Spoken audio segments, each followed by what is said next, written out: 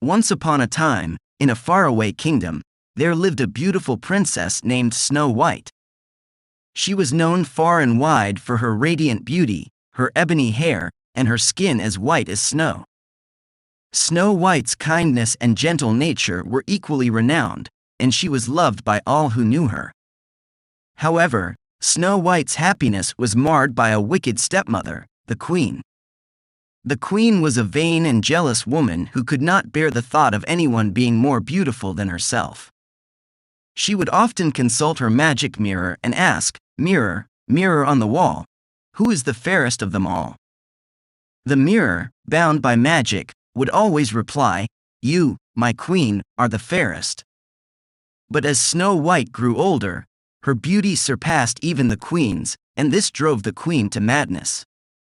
Consumed by envy, she ordered her loyal huntsman to take Snow White into the forest and kill her.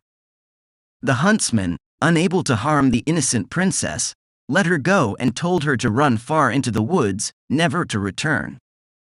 Lost and afraid, Snow White wandered through the dense forest until she came upon a small cottage. The cottage appeared to be abandoned, but inside, she found 7 small beds and a dining table with 7 tiny chairs. It was the home of 7 dwarfs who worked in the nearby mines. When the dwarfs returned home, they were surprised to find Snow White there, and after hearing her story, they welcomed her with open arms. Snow White offered to help with their chores, and in return, the dwarfs promised to protect her from the wicked queen. Meanwhile, back at the palace, the queen's jealousy had not subsided. She learned from her mirror that Snow White was still alive, and she decided to take matters into her own hands. The queen brewed a wicked potion that would disguise her as an old hag, and with a poisoned apple in hand, she set off to find Snow White. One day, when the dwarfs were away, the queen arrived at the cottage. Disguised as an old peddler woman, she offered Snow White the poisoned apple. Snow White hesitated at first but was ultimately tricked into taking a bite. As soon as she did, she fell into a deep, unending sleep.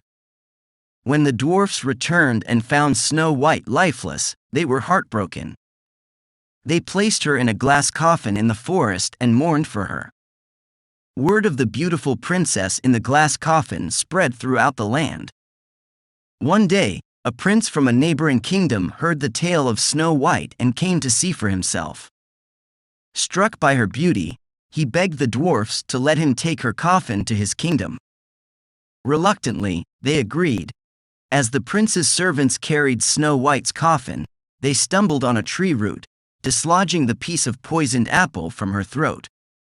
Snow White awoke, alive and well. She and the prince fell in love, and they were married in a grand ceremony. Snow White forgave her wicked stepmother, who had since lost her beauty and her kingdom due to her evil deeds. Snow White's kindness prevailed, and she invited the queen to live with her in the castle.